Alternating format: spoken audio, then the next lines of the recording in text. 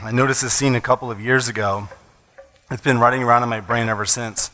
It's at my daughter's elementary school. It's fascinating and slightly irritating to me. I see it a couple times a week. What you can't see on the sign, because it's being blocked by a giant tree, are instructions as to how to use the fields at the school. Like, who do you contact if you want to use a field, how to handle a dispute if someone's on the field that you want to use, etc., this kind of thing. The sign is so old that it has a telling anachronism. The phone numbers on it are 7 digits long, right? Does anybody remember those when you just didn't need an... Anybody remember area codes? Anybody remember long distance? It was a long time ago. And the thing that's true of the school property now is that it's covered almost entirely with trailers, so for classroom trailers, right? There is but one single soccer field at the complete opposite end of the property, and almost everybody who uses that field walks to it from the neighborhood. No one's parking in this parking lot who's wanting to use a field that's even available. What's also true of the school is that it is filled with brilliant people. The principals, administrators, teachers, everyone. It's one of the premier magnet schools in the county and in the nation. And yet, apparently, not one person, in how many years has it been that this tree's been growing there, has walked by and said, you know what, maybe we should take that tree down. It's kind of blocking the sign. Or maybe we should take the sign down, since it's not giving us any useful information. You know where I'm going because you live it every day. Many of our churches have let all kinds of underbrush grow up and choke out the life of what's left in that church. Some of those churches need to have someone come with a chainsaw and cut away all that parasitic undergrowth. Some of those churches need hospice care, a gentle soul to suggest that we finally pull the plug. Gift those buildings and resources to groups who might not otherwise have a chance. And on a personal level, some of us are simply pulled in too many directions. Consequently, about as effective as this sign, and something's got to give, right? And it's okay to quit. We are habituated in a different direction, though, aren't we? We are Christians, and we are Americans, and we know what to do when adversity comes our way. We are the chosen gene pool of the world, the place where everyone with initiative and drive and great reserves of inner strength comes to make their way. For most of us, our ancestors were the bravest members of their clans who left the passive, the weak, the timid, the unimaginative behind. We are the top of the heap. We know how we should go, ever forward. And I'd like to cut across that a little bit today. Here's my thesis. When the going gets tough, you should seriously consider quitting. Statements like this seem insane to us, people who are bent on success. We should always keep going, right? Always keep leaning forward, pressing ahead, ever onward. But think about all the successful entrepreneurs and leaders that you know. All of them have failed. Knowing when to stop trying, or when to pull the plug on something that's not working, or when to amputate that pet project that's just losing lots of blood, that's the key to their eventual success. Sometimes it's a very practical choice to embrace a few smaller failures in order to avoid a much larger systemic failure. Other times, it's a courageous and countercultural decision to close some doors and shutter some windows, metaphorically or literally. So I don't mean to be un-American, I'm sorry. But I think I'm being very Christian. Let's start then, right at the top. Most of what we've been taught about God is bunk.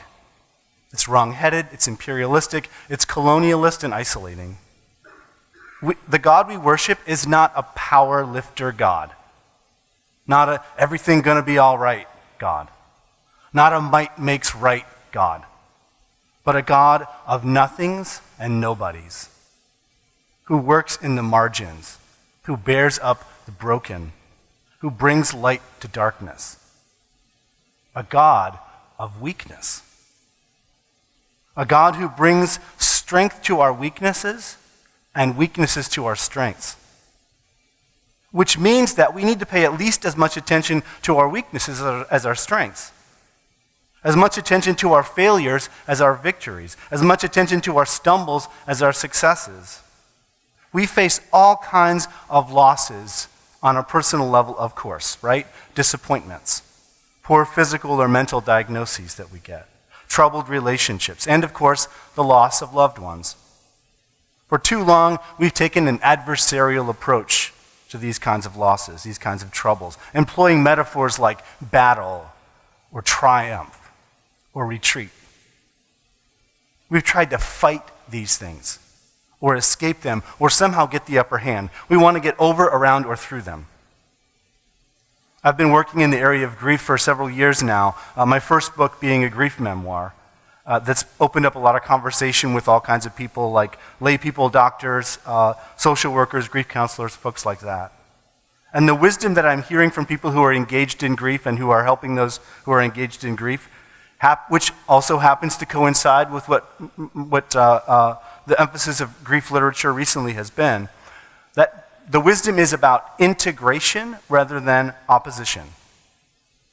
Integration rather than avoidance or passive acceptance. These troubles that come our way are a part of our story. And so we need to learn to engage with them and integrate them into our stories. Which, by the way, is not to say that we're going to make our peace with them, right? My son died at 4 months of age, 7 years ago now. I'm never going to forget that. I'm never going to let that go. I'm never going to end my grump against God for letting that happen. To do so wouldn't be fair to my son, and I don't think it would be fair to God. Like Job, I'll hold my head high. Like Jacob, I'll wrestle with God, even if it means I walk with a limp afterwards. Like Jesus in the garden, I'll say, "No thanks, Father." Folks like us, folks in the helping professions, we tend to do a much better job of attending to the needs of others than we are in attending to our own needs, of being aware of our own faults and struggles and disappointments.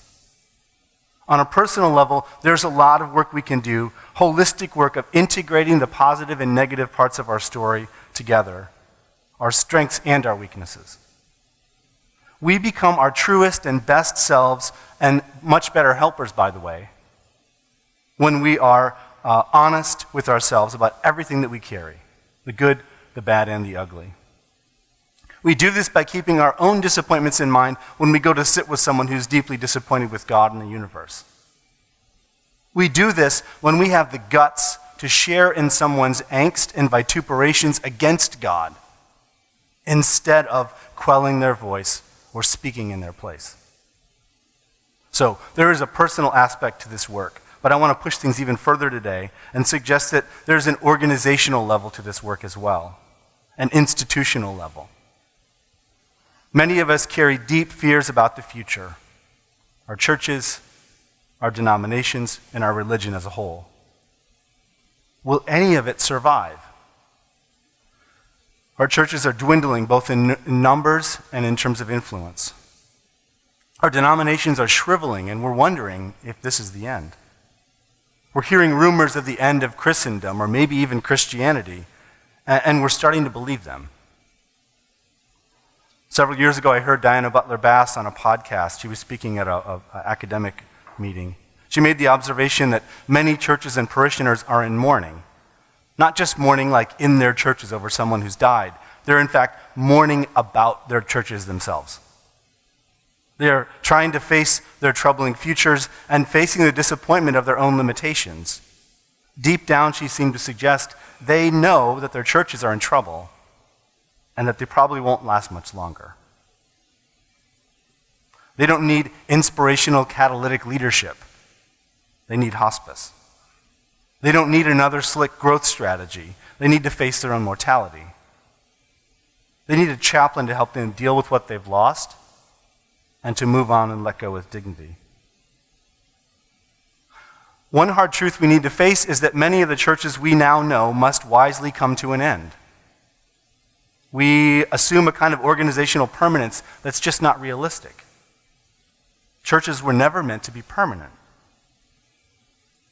Sometimes it seems to me that everyone in the world knows that churches are impermanent except for the local pastors, Everyone higher up in the org chart, they get it, like superintendents, mid-level adjudicatories, bishops, those folks. And everyone on the ground, the parishioners, custodians, neighbors, and the churches themselves, they know this. But pastors, in some effort to be faithful, keep their heads down and keep pushing that cart through the sand, right? We need a new definition of faithfulness before our current one kills us. You've heard the line about the guy who's pounding his head against the wall, and somebody asks him, why is he doing that? And he says, because it feels so good when I stop, right? Now, it's quiet. Before you ride me out on a rail, know that I'm a complete hypocrite. I myself have been an advocate of temporary churches for many years. I've given passionate talks to pastors and church planters about planting churches with expiration dates, right? Limited, intentional lifespans of, say, 3 to 5 years. I've tried to help them imagine the amazing freedom and funds that could be dedicated to mission and ministry if we could set aside distractions founded in permanence, like buildings and constitutions and bylaws and committees and all that stuff. I was especially passionate about this, and a little smug, to be honest, about this stuff until something occurred to me. It occurred to me on the 10th anniversary of the church that I know and love, and I'm a part of, right? I was like, aha, we never did this, right? And now it's been 11 years. And while we hold on to our existence much more lightly than most churches, we still tend to keep plugging away, right? A little reluctant to ask ourselves some really hard questions.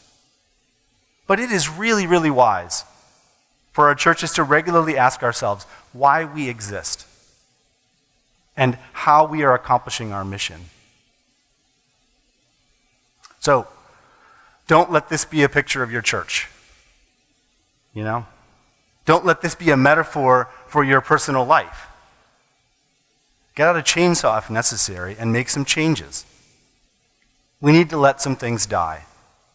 We need to quit some things so we can give our lives and care to something fresh. Why is it such a rare thing to hear about a church that graciously acknowledges its decline and looks for a younger congregation to which they can share their resources, their building and their funding and their wisdom? Why is it such a rare thing for a person, right? A pastor or a church leader or just a regular civilian person to say, hey, I was doing this thing and it didn't work, right? I tried really hard, but I failed. And now I'm going to do something different. When the going gets tough, you should consider quitting. As we move into the 21st century, I'm suggesting that some of us need to quit some things, and others might need to start up something new. Many more of us need to face facts about what's not working and let that stuff go. It might be a pet project, it might be a committee or a pastorate or a parish or a dream you've had, or a hope that you hoped would someday come to fruition. Like, honor that stuff, right? I mean, have a good funeral for it. Cry over that loss and mourn it and get mad about it and grieve it. And in doing that, you will then find the space and strength to devote yourself to many other things. Grief is a gift, and grief is gospel. Because in facing and internalizing and integrating our losses, we find some relief from their burdens. They never go away, but in doing this, we learn something of the paradox of weakness and strength. That by accepting our weaknesses, we find a kind of strength. But that strength is ever and always woven through with weakness. We don't get strong or get better. We embrace our weakness and we stay there and discover the mysterious strength we have in our weakness. When the going gets tough, you should consider quitting. I was going to leave you with a song that uses the metaphor of a funeral, but with lots of hope, I think, and resurrection, actually references resurrection as well. And I think it points us well to the new life that comes when we can let go of something. So this is an artist I really appreciate. He performs under the name Sun Lux.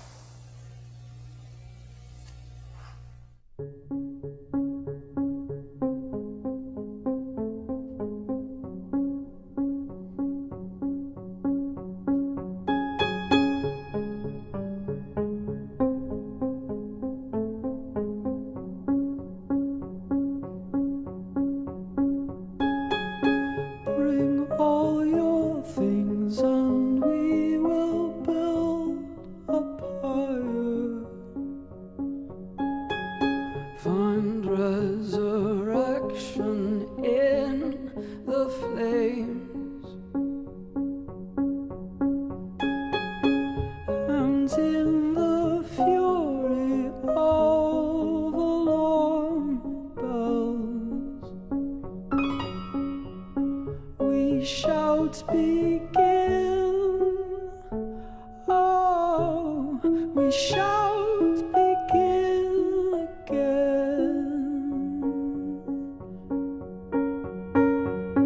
Oh, oh, oh, oh.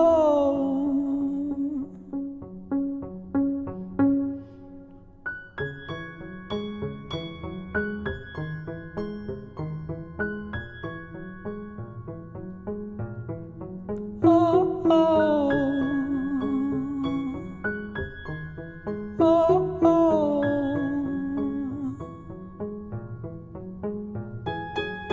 We're resting now from our own hands. A future regrets the flower of watered seed. Are we the ghosts that swarm about us? We can begin. Oh, we can begin again. Oh, oh, oh, oh. Oh, oh, oh, oh.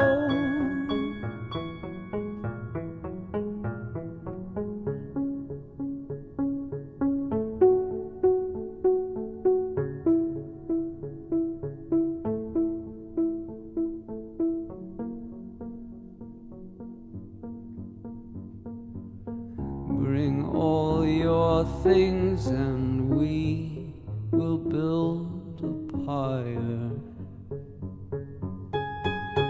Find resurrection in the flame.